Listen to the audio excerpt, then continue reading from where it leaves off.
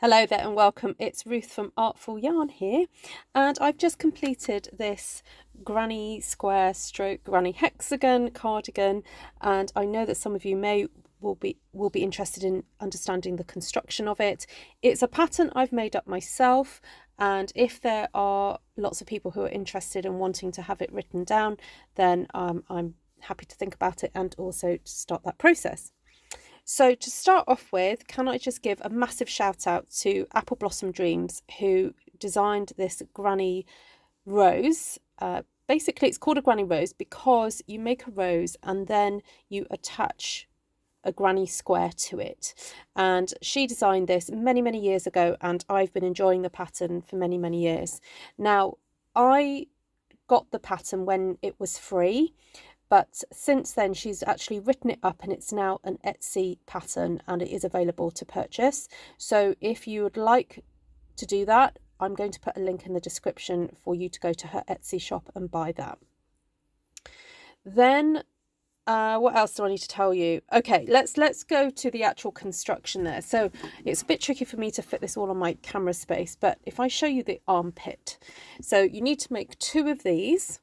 And it's the granny hexagon pattern. So what you do is you start with, I like to start with a magic circle and then sew in the ends really tightly, so I get a really tight circle there.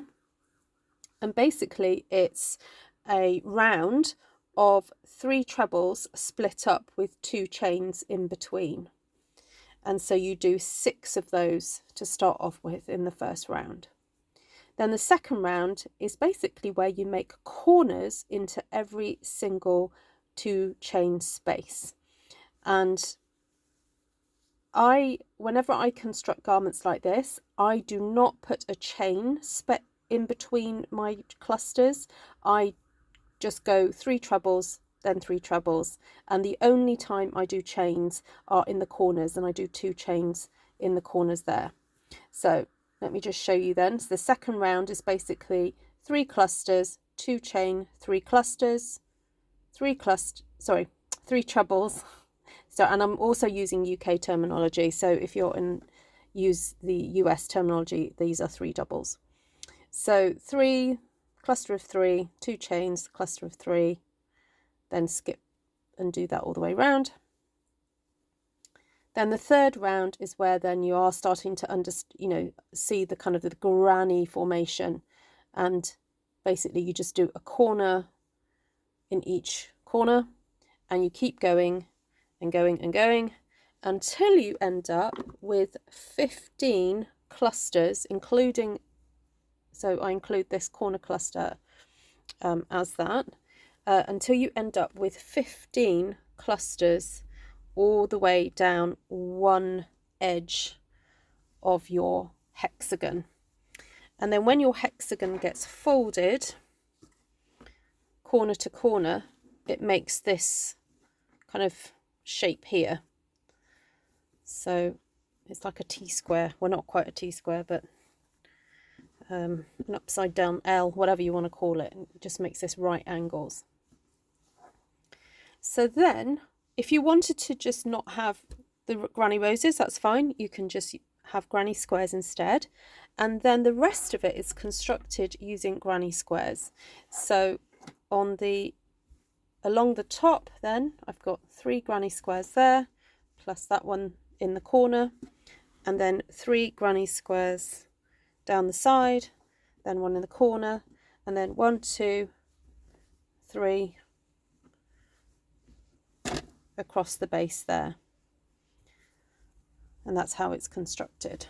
And then the same again on the back, only when it comes to that middle section, they get connected so that you don't have an open back.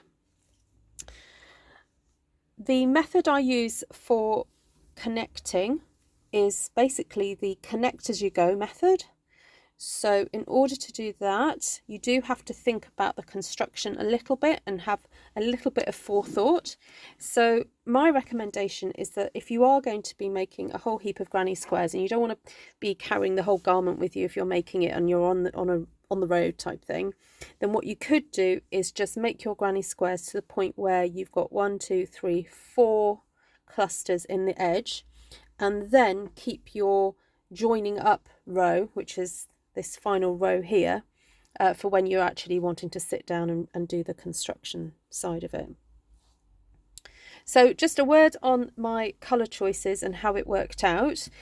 I purchased this yarn from a shop that was closing down, and I was really fortunate to get the yarn for half price. And I believe I bought 3 of the blue and 3 of the red, and then I fortunately picked up another ball of the blue. And I do have a little bit left over, but you definitely do need quite a bit of yarn for this. And it's the James Brett Aztec yarn that I used. So let's do the numbers then of all the granny squares that you'll need if you want to complete this.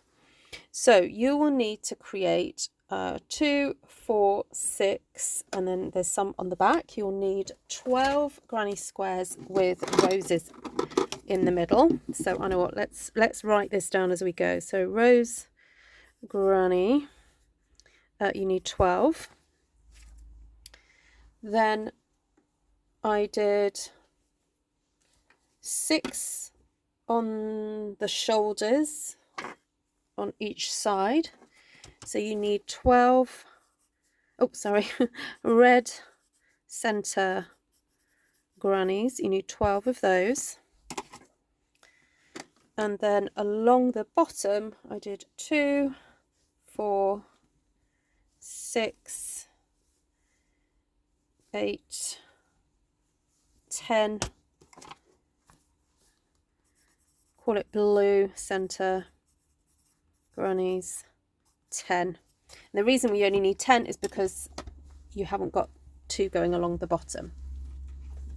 Now when I attached the bottom row, I deliberately do not have them stitched together like that.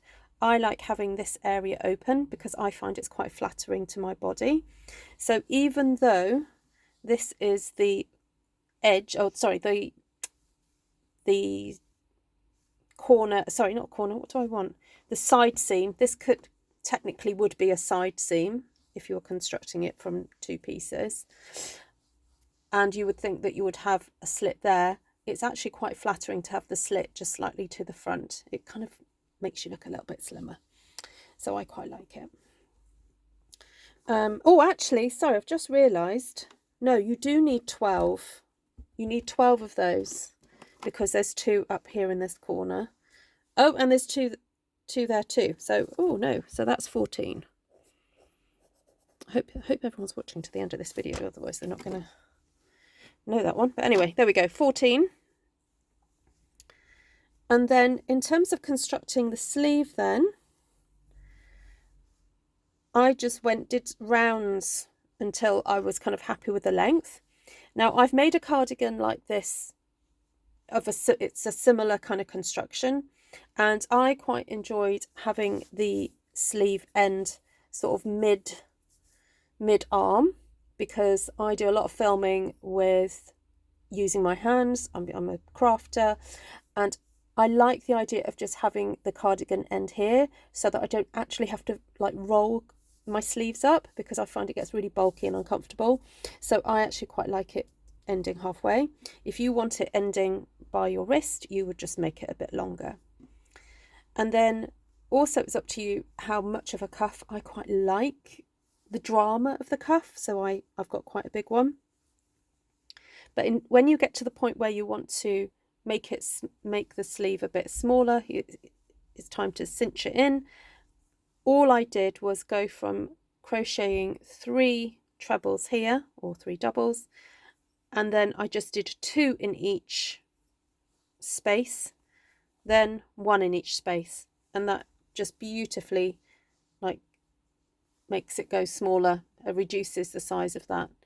And then rather than crocheting into the top stitch like you would normally do, I actually crocheted in between each space because I like how this turned out. All right, is there anything else to tell you? I haven't as yet put any fastenings on this. I still haven't decided quite what I'm doing with it. I may put a button on, or I may just have it where I have some kind of ribbon or tie and just tie it where I want it, depending what I'm wearing. But I still haven't decided. And then the final thing that I did was, once everything was kind of constructed and together, I then went round and crocheted a granny stitch all the way around. Now, the only thing I would say is then when I got to this section here, which is like the slit of the neckline there, when I got to this point here, I then didn't do a granny stitch in here and here. I did sort of like a weird kind of one stitch there, one in the corner, and then one in there. So you see, maybe I do need to write a pattern because I need to explain all this stuff. And what's the other thing I need to tell you? Oh, when it came to doing this last row, I actually didn't do trebles. I did a half treble. So that's the stitch where you have 3 on the hook and then you pull the yarn through all three. For some reason, I decided to do that to make it slightly smaller, and I think it's kind of worked. I don't feel like it's been detrimental to the design, but there we go. So the construction is fairly kind of simple once you get your head around how the shapes work together. So please let me know if you've got any questions about this, or if you definitely do want me to write a pattern, or if you want to know how to crochet a granny square. I do have a video on that on this channel. And also, if you just want to start crocheting, I do have a beginner's crochet video also. Thank you for watching. I hope that was inspirational and helpful for anybody who'd like to construct one of these. And do let me know and tag me. Follow me on Artful Yarn on Instagram, and also I have a Facebook group called Artful Yarn and Yarn, where you can post pictures of your crochet creations, or yarn creations. Sorry, I don't just do crocheting, I do other things as well. And yeah, let's see what else we can come up with. I really do love this pattern, and it's so easy to construct in my own head that it's something that I'll probably be having another go at some point. So thank you for watching, and take care for now. Bye.